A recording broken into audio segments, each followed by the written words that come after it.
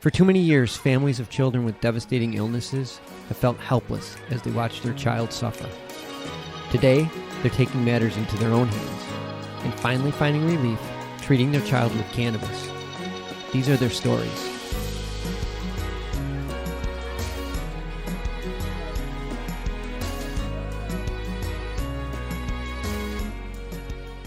All right, so Josh, when it comes to culture, because I hear that term a lot, and sometimes I think it's being overused or misunderstood, because culture could be different things in different companies, but what is the most common theme when it comes to culture that you see across the board? Is it we want you hardworking, we want you to be able to fit in, just show up on time? You know, what is like the cultural, like the common theme when it comes, especially in this industry, when it comes to culture?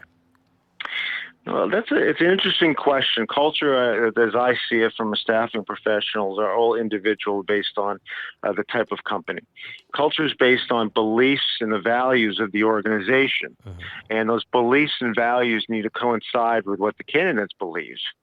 And part of that also is the behaviors of the team. Now, you hope with any organization that you join that the values and belief systems are all aligned. But with any organization, that's culture is probably the toughest thing to work on within an organization. You could be functional and have the best product. Could have a very highly profitable and fast-moving organization. But if that belief system is not unified throughout the organization, it becomes harder to produce. And what we find out is that culture is not something that you can check a box on an application and say, yep, they definitely do well together. You know, this candidate and this client are wonderful. It's once they're in the party. And when they're there, then you can tell, are they the kids that are in the side, you know, of the sandbox, or are they playing with everyone in the sandbox? And so this is a little bit based on knowledge of people, which when in the staffing industry, you learn a lot about people. And trust me, if I could sit down with you, and I could tell you a little bit about yourself that you may not know. But this is because of 20 years of doing this. Mm. And so we provide this same type of structure and understanding with our process, part of the BAT process. And, this is really where sometimes it works and sometimes it doesn't. Makes a lot of sense. How do you scout for talent? Well, we have a two-pronged approach. One prong is our marketing and branding. You know, we've been doing this for 2 years at this point. People know us in the industry. They refer their friends to the industry. And secondly is that we are always connecting. Okay, whether it's podcast individuals, whether it's writing articles, whether it's providing value through some of the social media, and trying to get individuals that are interested in their next step. If they're not, we'll take a look at competitors, maybe the competitors of our clients that are looking, and reach out to some of the individuals there to see, hey, are you interested in a new type of opportunity? And it really depends on how happy people are. And being that this is a new and exciting and fast-moving industry, the companies with an excellent leadership team are going to be able to hold on to their employees. The ones that first time in business, don't know how to treat employees, are really disorganized, may have a name that you know of, but if they're unable to really stand by their employees and provide that training and provide that hand-holding as leaders should do, those are the individuals that will be open to a move. Now, in the news recently, I don't know if you've come across MedMen. Yes. Recently, they were denied an agreement, or I forgot what it was they were denied, but they were not able to open up a dispensary in a particular location in California. And they said one of the reasons was that the staffing that they had, the new executives that they've hired, have no cannabis-related experience. All of them are basically from, I guess you would say, mainstream employment, whether they were in marketing, whether they were in retail or sales, but nothing related to cannabis, and that hurt them. Mm-hmm. Have you come across situations like that where it's like, okay, we got to have a balance that we really would like to have? Because I know you mentioned that you do place people, fresh who are Without. not in the industry, but where does the balance come in a sense like that? Well, that really depends on the licensing procedures with the state. Being all from a different industry in different states is sometimes celebrated, but maybe in California it may be a little bit different of that. So I can't really comment on that particular question exactly. Okay, so with the current market as it is, because in the news has been that the cannabis and hemp industry has been booming, business has been picking up despite everything else that's been going on. Have you guys seen that as like actual fact that you guys have been busy placing people? There's been a definitely uptick since COVID. Once COVID hit, everything really stopped and slowed down significantly. So that's hurt everyone in the industry. But now, since people are kind of getting used to this new type of norm, they know business has to proceed. We need people. So they are opening themselves up at this point, and they're willing to push forward, which is, it's great. You really think about it, you can stall for so long, but, it's wonderful that cannabis has been a medical necessity for this CDC guidelines. That has helped, at least keep people employed and revenue coming in. And now some of the other verticals in the cannabis and hemp industry are fourth quarter coming up. So people need to finish strong. You got a lot of holidays. You got the Thanksgiving, and you have Christmas and Hanukkah and everything else coming up by. So this is typically a big quarter for retail, and hence that's why there's a big need for new talent coming in. Okay. Well, like what has been a challenge when it comes to placing for you guys? Like, what's the biggest challenge? Is not having the right people or having too many people to fill a position? I think part of it, the biggest challenge is having organizations realize the value of a staffing organization, because there's so many new companies. When you sometimes, and I'm saying this, there's sections of new companies. There's the organizations that are very well funded, have an incredible leadership team that understand the value of professional services. And then there's organizations that, maybe they got a license to grow and they've never done this before. And, now they're CEO, and before they're not even close to it, maybe at that level. And so some of them just don't understand the pure value, because they have to obviously pay us on our fees. But if you start breaking up that time, and also the ability to make mistakes as a non-professional, that's where there's issues, because they'll make the wrong hire. Now, I put this at this example. You can always build your own kitchen. You can go to Home Depot, build your entire kitchen. Might take you a long time, and you may be happy with it, and you may not be happy with it. But sometimes you have to go to the professionals. You've got to go to your kitchen company that actually does this, gets it done fast and right. And that's how we come in.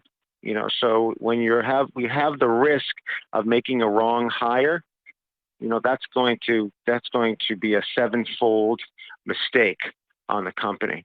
And therefore, this is a big, big push to get people to understand the value of utilizing a professional organization, because we really have top quality candidates. Attention Cannabis Podcast listeners. You can now listen to your favorite cannabis podcast ad-free with the MJBulls mobile app. Just download the free MJBulls mobile app to your smartphone to start enjoying cannabis podcasts with no commercials. Go to Apple Apps or Google Play to get the MJBulls Cannabis Podcast app today. Now, you're looking at the salaries. Are they comparable to the main market versus cannabis and hemp market? Are the salaries comparable in a sense like, okay, yeah, it's very competitive? See that, and I've heard this comment many times, but I do see, especially with the C levels, if they're well funded, they're really on the same basis of your traditional C levels at the same revenue. The ability for sales, I see maybe a little lower, but a bigger back end. So you'll be able to make that money on the back end, and that's based on productivity. But otherwise, I don't see a huge differentiation in standard businesses or industries versus the cannabis or hemp. I think a number of years ago there was a major difference, but now it's becoming more competitive. So people are moving for money, people moving for brands, and people are dying to get into this industry. So I see a lot of similarities on the salary basis. Now, are you also working with like most recent college graduates, or are you visiting college campuses? No, since we focus on really your lower level managers all the way to C level, we're dealing with a higher level professional looking to get into the industry or switching a company. A lot of the beginner roles, maybe as simple as being a cultivator or trimmer or just, entry level sales, but organizations typically don't utilize staffing companies for these lower end positions. Understood. Now, do you normally work with their HR department, or are you actually working directly with the CEO of the companies or the chief or the COOs of companies when it comes to hiring and negotiating? It depends on the size of the organization. So much larger organizations that actually afford an HR director will working directly with HR. Otherwise, it is typically the C level, mostly the COO or CEO of an organization. Someone that can make decisions. They don't have the capability of having a whole HR department.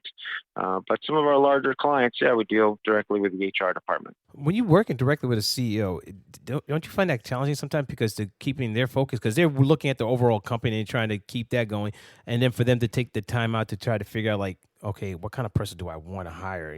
They may have this wish list versus what they can actually what they actually need. Well, that's a great question, and it's very true. And the fact is that when you hire a professional staffing organization like Calyx Staffing, we are able to guide the C levels that may not have this type of experience into what they may need. What type of quality and type of responsibilities that they may need to push their organization further. Because you're right, some of the C levels don't really understand too much about it. So since we've been in it and been doing it, we can give some direction of really what they're looking for, and also based on what their budget is. That's a big concept as well. Yeah, it's true. I can imagine. So we provide that consult for the C levels that may need a little bit more hand holding. Yes, that was the word I was going to use, but since you said that, the hand holding.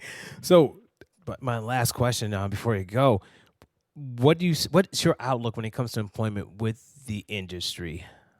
Do you see it continuing to grow up, or do you think it's going to flatline, or do you think it's going to go down? No, this type of industry is going to continue to grow as more states open up their markets, as the opportunity for federal illegal starts to get closer, and as really the public sentiment about cannabis and hemp people really start to understand it. It's been this type of stepchild of a medicine for such a long time, and thank God we're at the point of taking it off the list of highly addictive drugs. So with all this understanding in the marketplace, this is going to be commonplace. This is going to be like going picking up a case of beer, or whatever the deal. There's a little comfort value. There's probably going to be some government controls on this. There'll be their medicinal market. So with all these elements here, it's just going to be a farming stock, and that's really what it is. And it's up to us as adults to make sure that, the messages are probably given to our kids about the use of cannabis. And this takes obviously time and having people understand that, but just kind of similar to that of what I look at as alcohol. But this is something that's going to continue to grow, because as states open this up, as the federal government opens it up, companies are going to start growing. And just like the common industry of tech and any other industry, staffing companies have been around for, hundreds of years, and they need professionals like Calyx Staffing to have them understand and navigate the cannabis as well as the candidate environment, so they can make better choices and they can make fast choices with confidence. And that's really where staffing organizations provide a tremendous amount of value in what we do. Great. Thank you very much for that. I'm looking forward to seeing the industry as well grow. Definitely looking forward to like new young minds also hopefully tapping into the industry and taking it to the next level. And thankfully, companies like yourself are around too that help bridge that gap, because I know it could be challenging for them to find ideal people. Because I've spoken to a number of people who own companies, and they said that, the challenge for some of them was to find quality people who really want to work. People who don't just indulge, but indulge after work, not during work while you're trying to get things done, Because I know you've probably come across situations like that. Well, that's about qualification, how you're looking for that. Just like if you're going to hire someone to work at Constellation, Mm-hmm. The largest liquor brand or company in the world, or at least one of them, and just because you work for a liquor company doesn't mean you can get drunk during office time. So, there's a time and place for that. Yeah. And, as we start going into more legitimate marketplace, okay, people change. People understand. You do have a lot of the black market individuals that, are starting companies or not starting, maybe have a different type of culture, as we talked about earlier, in their companies. But then you're going to have your strong management companies that will definitely not allow this, and it shouldn't be. Yeah. It shouldn't be any partaking during business or what have you. So this is how we legitimize the industry, and that's so important for everyone to get on board. And that's why you and I are both here supporting the industry and seeing a lot of benefits to the world. Yeah, unless they're using medicinally, it shouldn't be just recreational. It should be medicinally only if you're going to be at work. But I really appreciate your time, and I thank you for coming on and sharing that. Now, if people wanted to get in touch with you, send their resume, how would they get in touch? Best way is to go to our website, which is Calyx Staffing, which is CALYX staffing.com. And they can head right there and fill out the application, send us right to it, and our team will be in touch with them. And that's probably the best way of doing it. There's also a lot of articles and other podcasts on that as well. Awesome. To help people understand, how do you get into the industry? What do I need to do? We do get a lot of those questions of saying, hey, I'm transferring to the cannabis industry. How do I do it? What? And so this is where we're able to kind of give some insight to that. And that's a very important part, because, again, this is not a scary industry. This is a new industry. It's an exciting industry. That's true. And just like the internet time, it was new. Everything was online. And for us at that time was rather new. Now, it's the same type of situation. If you have good work ethic and you're productive and you know exactly what your skill sets are, and you take the industry seriously, and you will have a great career path in this industry. True. I'm going to have to send you my resume then. Okay. Send away. I will. Thanks again, Josh. I really appreciate your time. Have a great day. Yes, thank you so much. I appreciate both your times. Thank you. And feel free to reach out to me any which way you need to. Definitely. We'll be in touch and do a follow-up as we go into 2021. Yeah. Thank you so much for coming on. Perfect. All right. And have a great day. Great. Thank you so much. You're welcome. Take care. Bye-bye. Bye-bye.